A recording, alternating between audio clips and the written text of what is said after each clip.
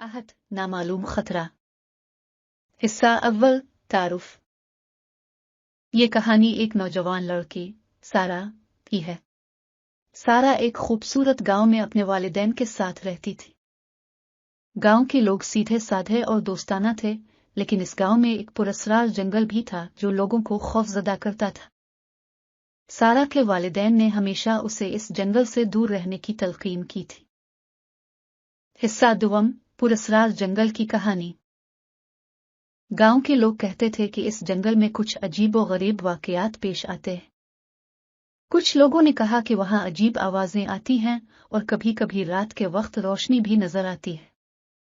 एक दिन सारा ने अपनी दोस्त अलीशा के साथ इस जंगल की तरफ जाने का फैसला किया। हिस्सा सिवम, जंगल की तरफ सफर।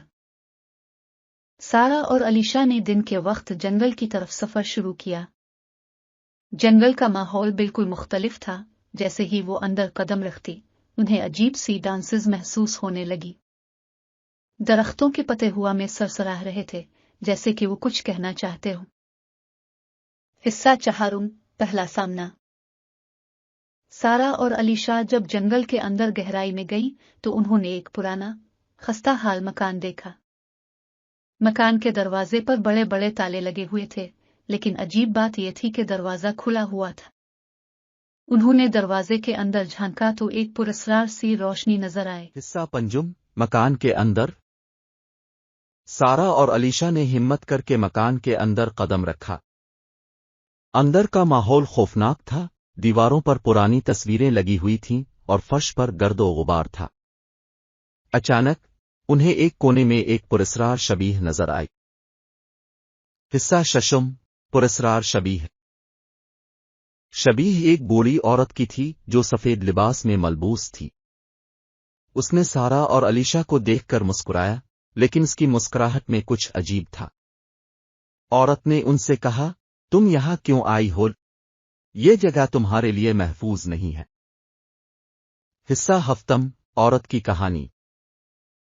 औरत ने बताया कि वो इस मकान में रहती थी जब वो जिंदा थी, लेकिन एक हादसे के बाद इसकी रूह यहां कैद हो गई। उसने कहा कि इस जंगल में बहुत सी रूहें भटक रही हैं जो लोगों को नुकसान पहुंचा सकती हैं।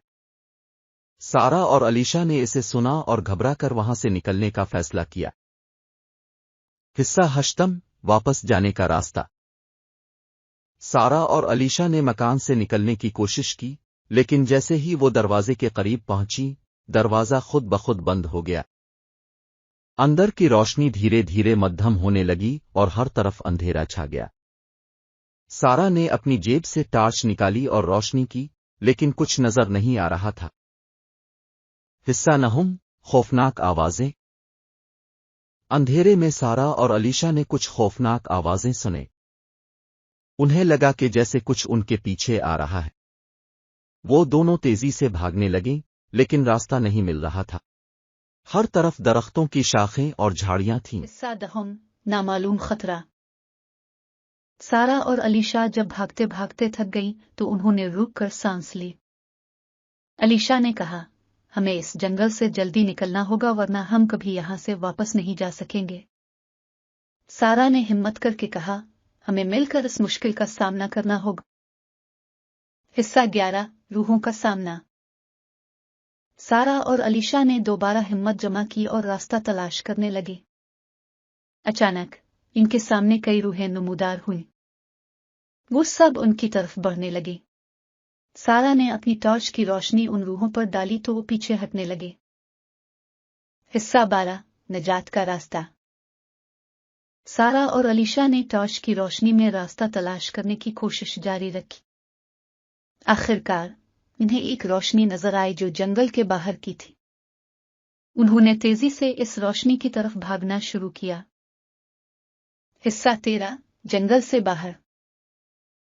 सारा और अलीशा ने आखिरकार जंगल से बाहर कदम रखा और सुकून की सांस ली।